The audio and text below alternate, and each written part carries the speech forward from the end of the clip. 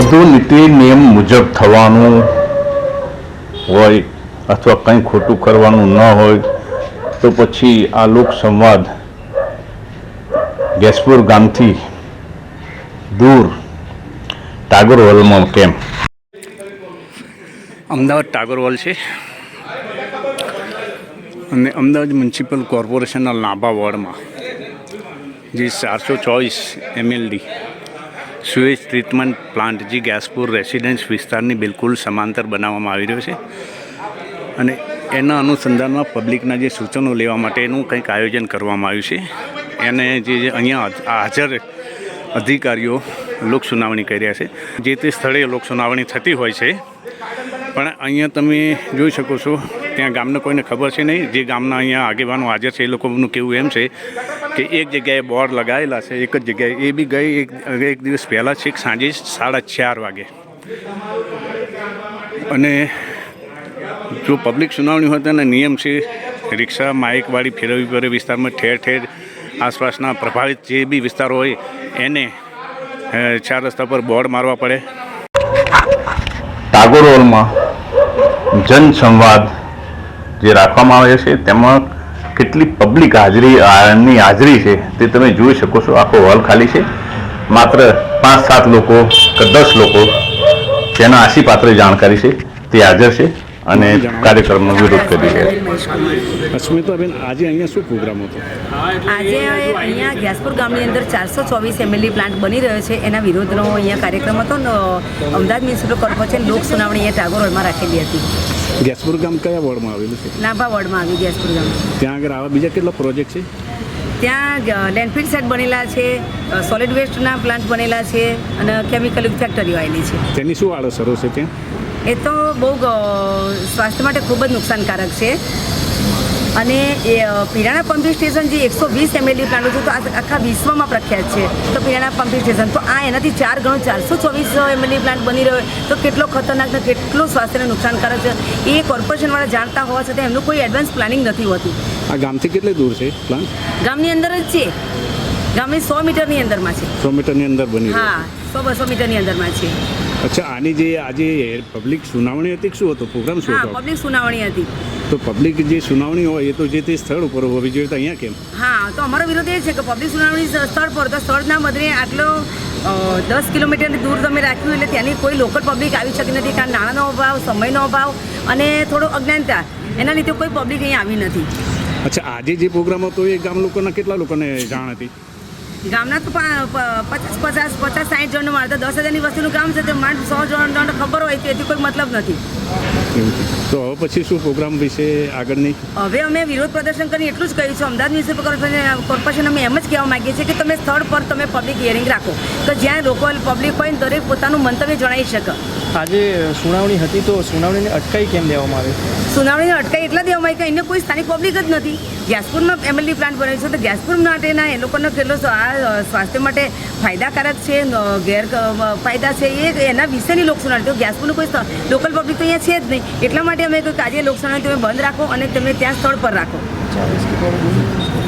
અને અહીંયા એ લોકોએ ચા, નાસ્તો, બિસ્કિટનો બી વ્યવસ્થા કરી. પણ અમે કહ્યું કે જનતાના ટેક્સના પૈસાનો દુર્વ્યય કરવો નથી અને અમારે કોઈ અમદાવાદ મ્યુનિસિપલ કોર્પોરેશનનું કે આ લોક સુનાવણી તરફથી જે કોઈ પાણી, ચા, નાસ્તો, બિસ્કિટ અમે કંઈ કરવા માગતા નથી. ખાલી અમારે તો ગેસપુરના લોકોના સ્વાસ્થ્ય માટે અને તમે પાયાની સુવિધાઓ આપો અને MLD પ્લાન્ટ અહીંયાથી ખસેડો. અને એના માટે જો અમારે બલિદાન આપવું પડે તો અમે આપવા તૈયાર છીએ. બાકી આ MLD પ્લાન્ટ અહીંયાથી ખસેડો. અગાઉ એક બીજો પ્લાન્ટ હતો અને એની પબ્લિક હિયરિંગ ત્યાં સ્થળ ઉપર થઈ હતી, જે સોલિડ વેસ્ટ છે, એનર્જી ટુ સોલિડ વેસ્ટ. અને એમાં ત્યાંની જનતાએ SDM જે સ્થળ ઉપર હાજર હતા અને GPCBના જે મેડમ હાજર હતા એમનું ધ્યાન દોર્યું હતું. કોનોકાર્પસ સહિતના જે ઝેરી ઝાડ છે, જે પ્રતિબંધિત ઝાડ છે એ હજુ હટાવવામાં નથી આવ્યા એવું અમને જાણવા મળ્યું છે. તો એ વાત સાચી છે? હા, સાચી છે. હજુ એ ઝાડ પણ હટાવવામાં આવ્યા નથી. અને એ વખતે જે મેડમ હતા પર્યાવરણ તરલિકાબેન મેડમ હતા કદાચ, અને એમણે આજ સુધી કોઈ કાર્યવાહી કરી નથી. એ લોકો તો આવું પબ્લિક હિયરિંગ હોય ત્યારે આવી જાય, પછી પાછા જતી રહે, ક્યારેય દેખાતા નથી. એટલે એનો મતલબ એવો સમજી શકાય કે આ જે પબ્લિક હિયરિંગ છે ખાલી ફારસ છે, ખાલી ઔપચારિકતા ખાતર ખાલી બતાવવા માટે કે પબ્લિક હિયરિંગ કર્યું અને પછી એને ગ્રાન્ટનો દુર્વ્યય કરવાનો. નામ રજનીશ ચાવડા છે. ગેસપુર ગામનો વતની છું. હવે જે ટાગોર હોલ ખાતે એક કોર્પોરેશનનો પ્રોજેક્ટ કે 424 એસટીપી એમએલડી બાબતેની પબ્લિક હિયરિંગ રાખવામાં આવેલી હતી. હવે જે સરકારના જાહેરનામા કે સરકારની કાયદાને જાણતા એ વસ્તુ દેખાય છે કે આવી પબ્લિક હિયરિંગ જે જિલ્લાની અંદર થતી હોય તે જિલ્લાનો સૌથી વડો એટલે કે જિલ્લા કલેક્ટરના હસ્તકમાં આ જાહેર સુનાવણીઓ થતી હોય છે. જ્યારે અહીંયા આવતા મને જાણ થઈ કે આવી પબ્લિક હિયરિંગમાં જિલ્લા કક્ષાના કોઈ અધિકારી જોવા મળ્યા નથી કે એન્વાયરમેન્ટને લગતો પ્રશ્ન છે તો એન્વાયરમેન્ટ ફોરેસ્ટ ખાતું જે આપણું છે તેના પણ કોઈ વડા જોવામાં મળ્યા નથી. પ્લસ કે આ પબ્લિક હિયરિંગની અંદર મેં અહીંયા આગળ જોયું તો જે ગામમાં પ્રોજેક્ટ બને છે એ ગામનું કોઈ જ પબ્લિક હાજર નહોતું. સદર કામગીરીની અંદર જે પ્લાન્ટની અંદર જે નોકરી કરતા હોય જે મજૂર છે એ વ્યક્તિઓને લાવીને આ હિયરિંગ કરવામાં આવી રહી હતી, જેથી ગામના 10થી 15 લોકો આવીને ઉગ્ર રજૂઆત અને વિરોધ થયો, જેથી આ કામગીરી સ્થગિત થઈ છે.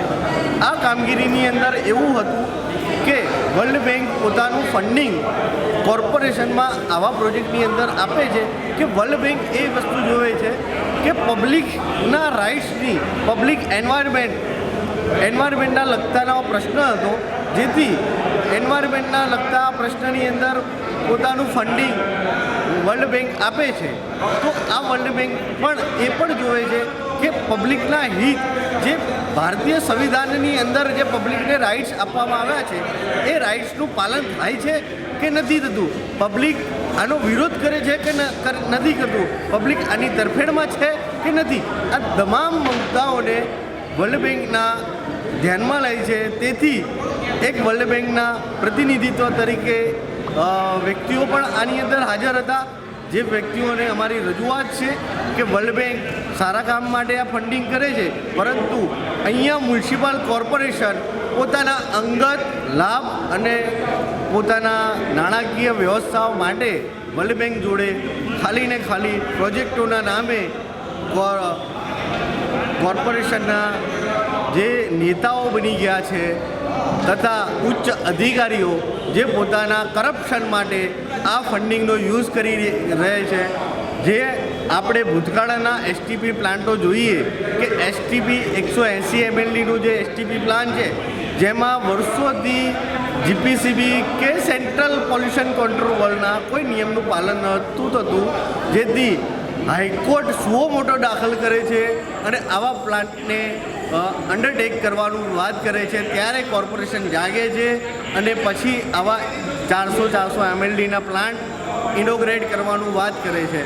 જો આ વ્યક્તિઓ વર્ષો સુધી જીપીસીબીના નોર્મ્સનું પાલન નથી કરતું તો આવા અધિકારીઓ જે એની દેખરેખની અંદર આવા પ્લાન્ટ આવે છે તો આવા અધિકારીઓ પર કોણ એક્શન લેશે? કરપ્શનના કાયદાની અંદર તથા સિવિલ કે પબ્લિકને નુકસાન પહોંચાડ્યું છે, એન્વાયરમેન્ટને નુકસાન પહોંચ્યું છે, સાબરમતી નદીને મારી નાખી છે, તો આ બધાએ જે ગુના કર્યા છે અધિકારીઓએ, તો આ અધિકારીઓ પર એક્શન કોણ લેશે? કોણ પોલીસ ફરિયાદ કરશે?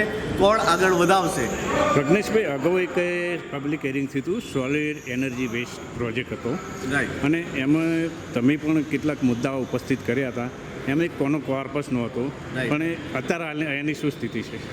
હું તમને આ તમારા પત્રકારના માધ્યમથી હું જણાવું છું કે આ એક 13 જાન્યુઆરી 2025ના રોજ જિંદાલ અર્બન વેસ્ટ મેનેજમેન્ટ કંપનીનું પબ્લિક હિયરિંગ કરવામાં આવી હતી, જેમાં સબ ડિવિઝનલ મેજિસ્ટ્રેટ હાજર હતા, પ્લસ કે જીપીસીબીના રિજનલ ઓફિસર તલ્લિકા મેડમ પણ હાજર હતા અને કોર્પોરેશનના સંલગ્ન અધિકારીઓ સોલિડ વેસ્ટ ખાતાના હાજર હતા.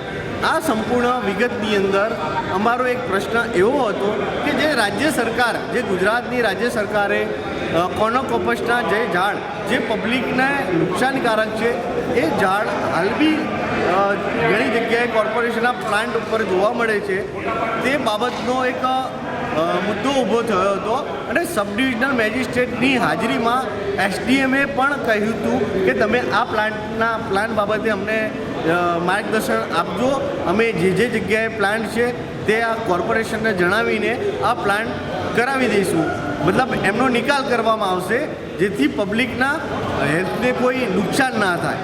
પરંતુ વારંવાર મારી કોર્પોરેશનના અધિકારીઓ સાથે પણ વાતચીત થાય છે અને જીપીસીબીના તલ્લિકા મેડમ સાથે પણ ઘણીવાર વાત થાય છે.